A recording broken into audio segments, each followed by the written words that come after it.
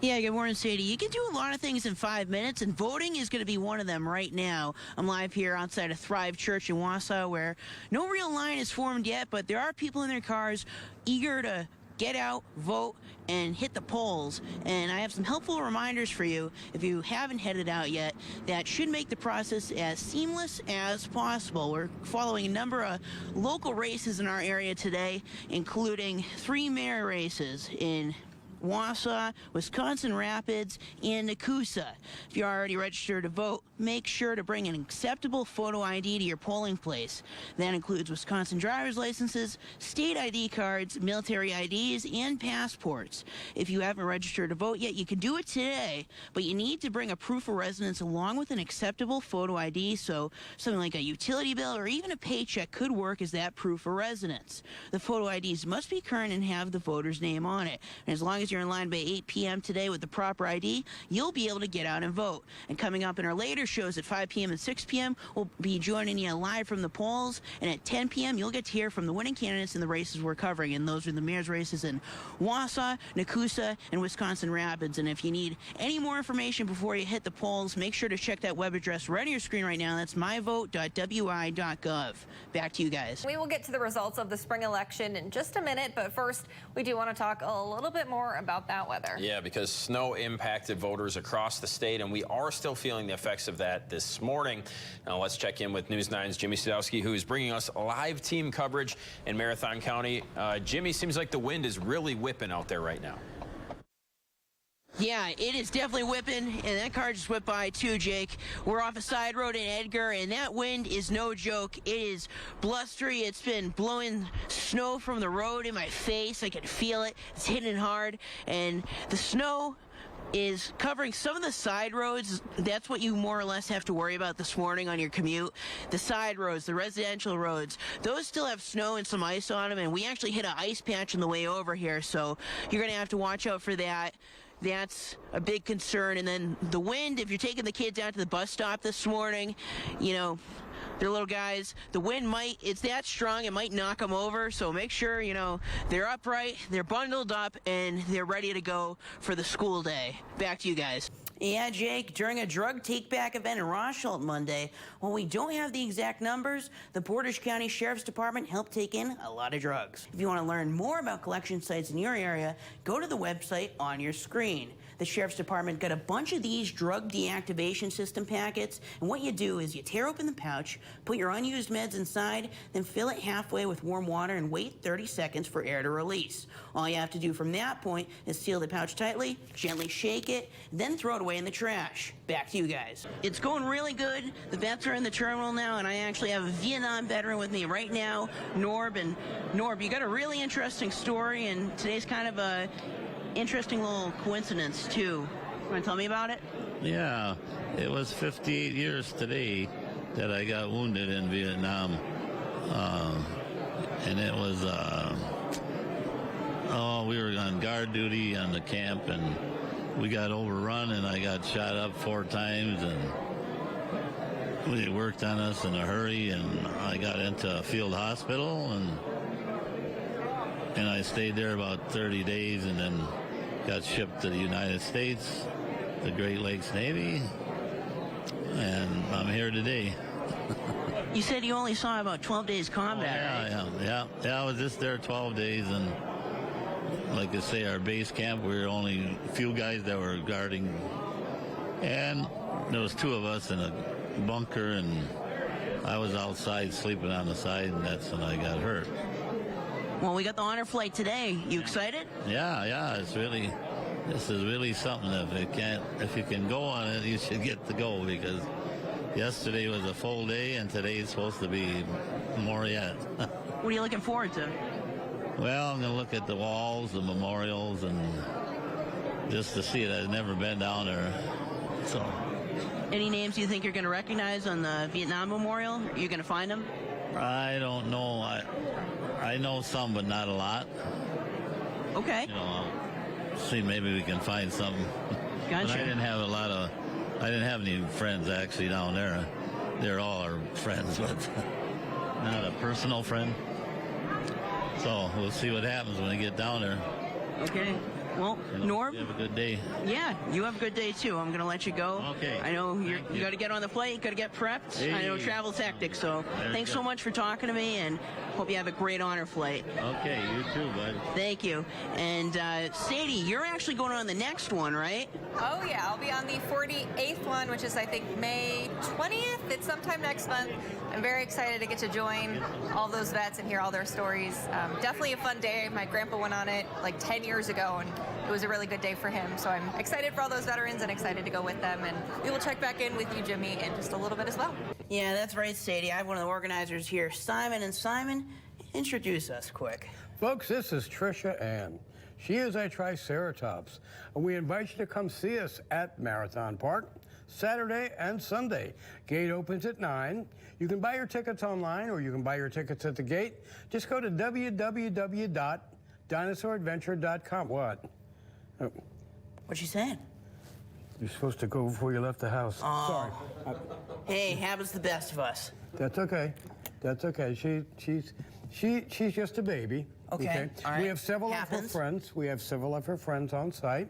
We have a Dilophoceratops, which is Dottie, and you can actually hold the baby. Can I? You can hold the baby. wonderful. There you go. Yeah. Yes, indeed. And we take a picture. Imagine having a picture like that. Send that This around. could be you. Yeah, it could be you. Yes, indeed. Yep.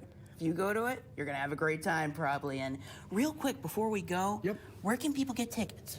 You can get tickets online, www.dinosauradventure.com. Or, if you don't want to do that, just show up. Marathon Park. There's a box office. I'm in the box office, and I'm delighted to see you. Come see me and this beauty right here. Well, with rain coming this weekend, all the more reason to Oh, go. man. Rain coming this week. You know what that means? Indoor activities. And this is a perfect indoor activity for the entire family. Isn't that right, baby? Yep. Thanks, Simon. We'll send it My back pleasure. to you guys. Well, it's important to recognize where you come from, and happening today, Wausau East is taking the time to do that for its diverse group of students with a special event. News 9's Jimmy Sadowski joins us live from the high school now with what people attending can expect. Jimmy, how's it going? Pretty rainy out here, Sadie, but tonight at Wausau East, it's going to be a cultural heritage celebration. And with it being Hmong Heritage Month, the focus is going to be largely on the journey of Wausau's Hmong population. The cultural heritage celebration tonight is actually going to be two separate events, one with the afternoon assembly for students and staff, and then one at 5 to 8 that's open to the public. Later, there's going to be a Korean food truck available, performances by Hmong students, and a well-known local pastor is going to be a guest speaker at the event. He says he's happy that Governor Evers made it a law to require the teaching of Hmong history in Wisconsin schools. There's not a lot of people in our community that truly understand the history and the story as to why the Hmong people are here in the United States today. And so I just hope to be able to educate and to be able to empower our community to be able to get along with each other. Yeah, was actually born in a refugee camp, and after his family was granted political asylum, they came to central Wisconsin. He wants to tell more of his story and how caring community leaders helped him and his family to hopefully inspire people who might be dealing with some of the similar issues like poverty and other different issues in their lives that they might come across.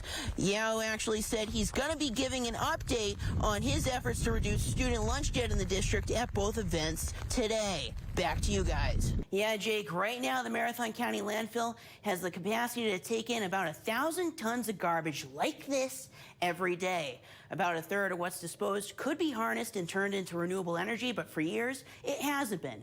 There's a chance that could all change tonight. For nearly 35 years, we've actually been capturing that methane, and we've been sending most of it up this flare stack. Basically, just burning an otherwise important resource that we could have otherwise used for a more beneficial use. However, a construction company called Verity has been brought in to create a means to harness that renewable energy from the organic material in the landfill. To officially start construction, Verity is asking for a conditional use permit from the town of Ringgold. Tonight, there will be a public hearing at the Town of Ringgold Planning and Zoning Committee meeting at 7 p.m. Here's the plan. The renewable natural gas facility will take landfill gas, purify it to meet pipeline quality specifications, and we've secured an interconnect with ANR pipeline on the south side of State Route 29 in Ringgold. That potential site can be seen here and has already been cleared of some of the trees and brush around the area. Marathon County would receive a revenue stream from Verity's production activities, and it benefits Ringgold by reducing local emissions. And again, the energy that we produce and put into that ANR pipeline will be sold to marketers in the area that could be used locally. So tonight, if you're wondering what would be the potential result of the construction, in layman's terms, We're taking the community's garbage and we're transforming it into energy. again, we'll be bringing you coverage right here on News 9 and what happens at that meeting tonight after it concludes. Back to you guys. Yeah, good morning, Sadie. Sammy Kirschbaum got Lyme disease when she was a young kid, but she never got diagnosed until after graduating college. For a decade plus, she had over 50 different symptoms with late-stage Lyme disease, and now being Lyme-free, she's trying to help others like her so they don't have to wait as long as she did. When I would lose my vision, I remember I would always just look at my hand and I'd say, okay, well, let's just keep our eyes open because I don't know if I'm going to be able to see again. So I'm not going to shut them right now. Sammy Kirschbaum got Lyme disease somewhere between when she was 5 and 10 years old, right here in Wausau, Wisconsin. Her family removed the tick, she didn't have a bullseye rash, and for the most part, things were kept in check. But then she got mono when she was 16 years old, and things took a turn for the worst. I couldn't even raise my arms.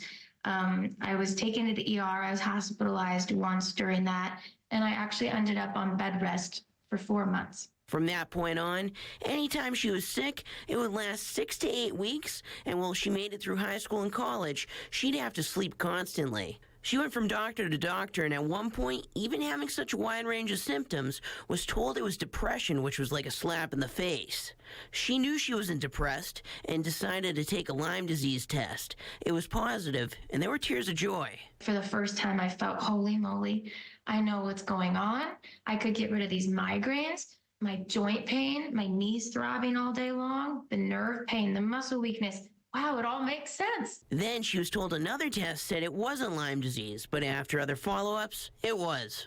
That's why she urges people to keep persisting and get multiple opinions because every doctor has varying levels of expertise on Lyme, and sometimes it can be very little. With her new business, Lyme Warriors, she's trying to make sure her clients know what to watch out for. The biggest thing is being gaslit by medical providers. And being told that they don't have a disease that they actually are struggling with.